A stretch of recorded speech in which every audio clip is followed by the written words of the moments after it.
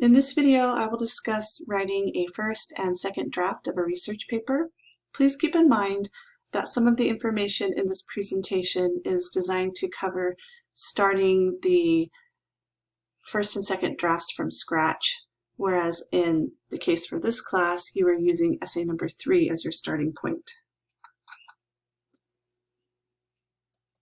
So to get started, the first thing you want to do, of course, is not procrastinate. Start writing your paper in chunks so it doesn't seem as overwhelming. And you always want to use your outline, your creating thesis, and outline as your guide. Try writing about each major supporting detail as you complete the research for it.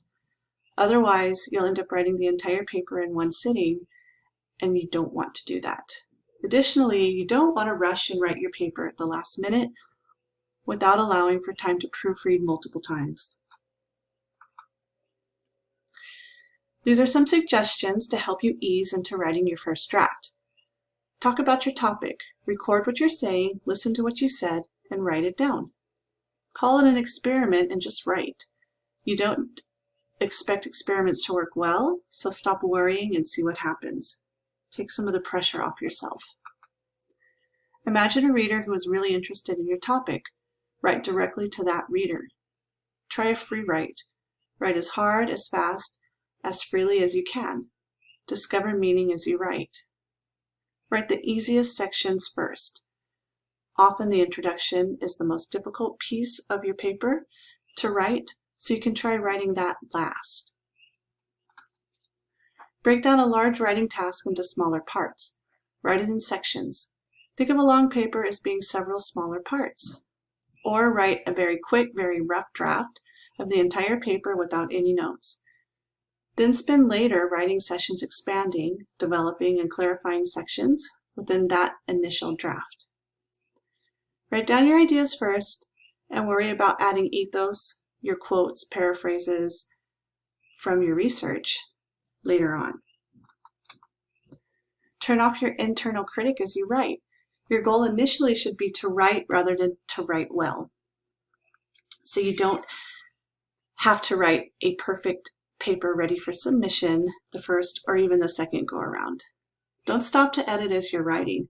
Leave a blank space if you can't think of a word or a quote or a piece of information. Put a squiggle under words that you're not sure you spelled right. Check and clarify details later. Don't delete or scratch out what you don't like. Just add on any changes you make. You may see something of value in your first ideas later on as you revise and edit. Follow your map or outline as you draft, but don't be afraid to deviate from your plan if you suddenly get a new idea. In the second draft, focus on revising for clarification. Specifically consider the following: title, introduction and thesis statement, organization and relevance of support. This is where you're going to add ethos, your direct quotes and paraphrases, and the conclusion. Titles are important. They're the very first part of your paper that your audience reads. So you want to use a title that will provide focus and meaning to your paper. If a title doesn't immediately come to mind, that might indicate that you need to do more research. And you want to make sure your title isn't too broad. Something like homelessness or even homelessness in America is too broad. Think about ways that you can narrow the focus to specifically indicate your focus of the paper. Create searchable titles. Your title should make sense standing on its own and out of context. So if someone just reads the title of your paper alone, they should be able to tell the topic, and it should be narrow enough to really see the focus and capture the opinion of opinion about the topic of the paper. Try using keywords you might use to find your topic in a database online. Avoid a whimsical or suggestive title. Be sure to check capitalization and punctuation rules for titles. Avoid all caps, boldface, underscoring, and with some exceptions, italics.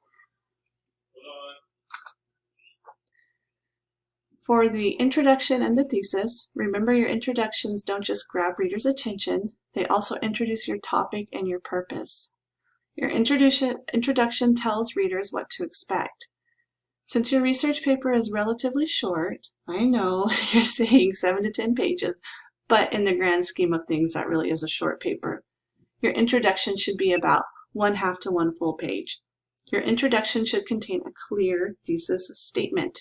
You've heard me mention this over and over all semester. Provide background information. Decide what your readers need to know about a subject, and then fill in the blanks. Answer basic questions about the topic. Who, what, where, when, why, and how are good questions to guide that type of information for the introduction. Name names, offer accurate titles, furnish dates, explain what your subject is.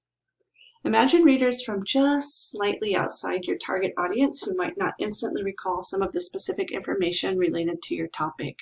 So you don't want to go overboard, but you do want to provide enough background information to help your topic make sense to your audience.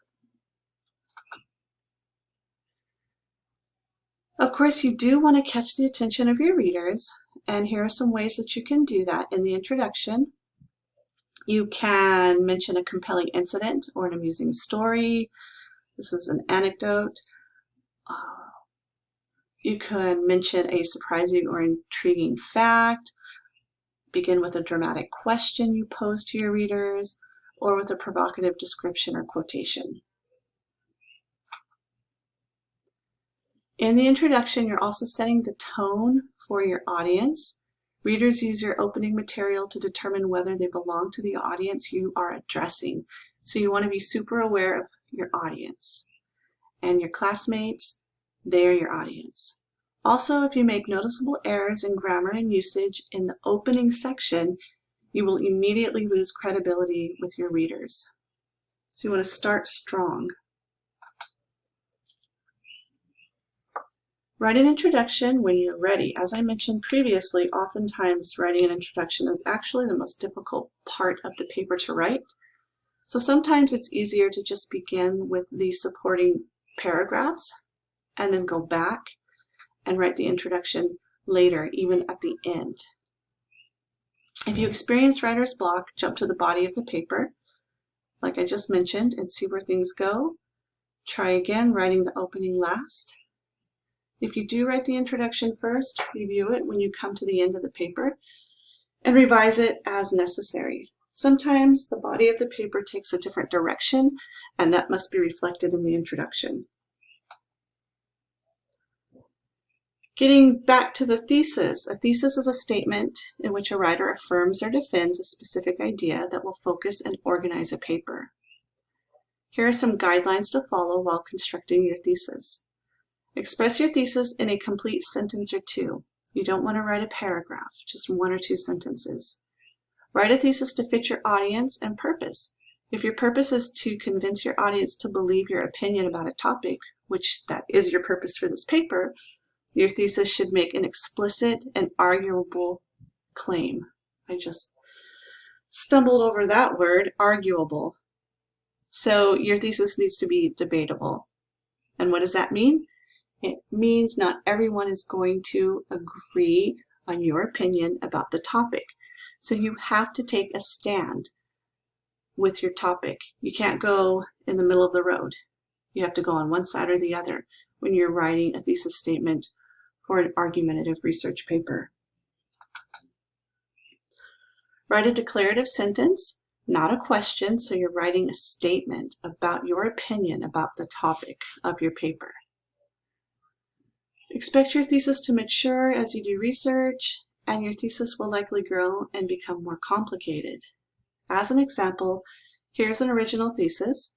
Crime in the United States has declined because more people are in prison, the population is growing older, and DNA testing has made it harder to get away with murder. Revising this thesis we have, it is much more likely that crime in the United States has declined because more people are in prison than because the population is growing older or DNA has made it harder to get away with murder. Think about the differences in these two thesis statements. The second example moves away from the three-part thesis into a relationship that makes for a more compelling thesis statement. Moving on to organization, your paper should follow a logical order. It should be clear to your reader as you move from one idea to the next throughout your paper. Use your outline to help you focus as you write to keep your ideas organized. In longer papers, individual paragraphs can be organized many different ways. Use transitions to help readers see that you're moving from one point to another. Here are some guidelines about using transitions. You want to use appropriate transitional words and phrases, and you can use sentence structures to connect ideas. Try reading a draft out loud to locate weak transitions. If your ideas don't flow smoothly and it's not clear when you're transitioning from one topic to another, from one supporting point to another, then you probably have a weak transition. So as you're doing this, mark every point in the paper where you pause, stumble, or find yourself adding a transitional word or phrase that's not in your paper. This is a link to commonly used transitional words and phrases. So you can take a look at that to get some ideas about transitions that you can use for your paper. Moving on to support. And again, this is in your second draft. As you are editing and revising, specifically identify any passages that you have difficulty understanding. Each passage should clearly support the thesis in some way. So each specific piece of your paper has to somehow tie back to your thesis statement. Note places that may be strengthened with quotes from the primary text and secondary texts. And in the case for the research paper, you may only have secondary text, which is fine. Be sure not to summarize any texts. A research paper is not a correlation of summaries from different texts. Rely instead on your own ideas that you formulate based on your research. And this is really important, and this is why I suggest when you write the first draft that you just include your own ideas first, and then when you move into the second draft, you start incorporating quotes and paraphrases from your sources. This way you rely more on your own voice rather than relying more on other voices, on your sources. And overall, assess whether the support seems complete or is more support needed to defend the thesis statement.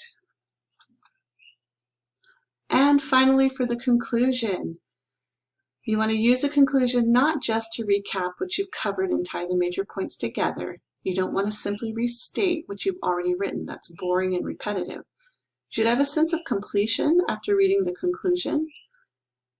And I like to see students add their final thoughts about the topic or even a call to action in the conclusion, so it's a little more interesting. And you want to remember that the conclusion is the last impression that you're leaving with your writer or with your audience, so you want to end strong. You want to make a strong final impression on your audience. This concludes this video. Thank you.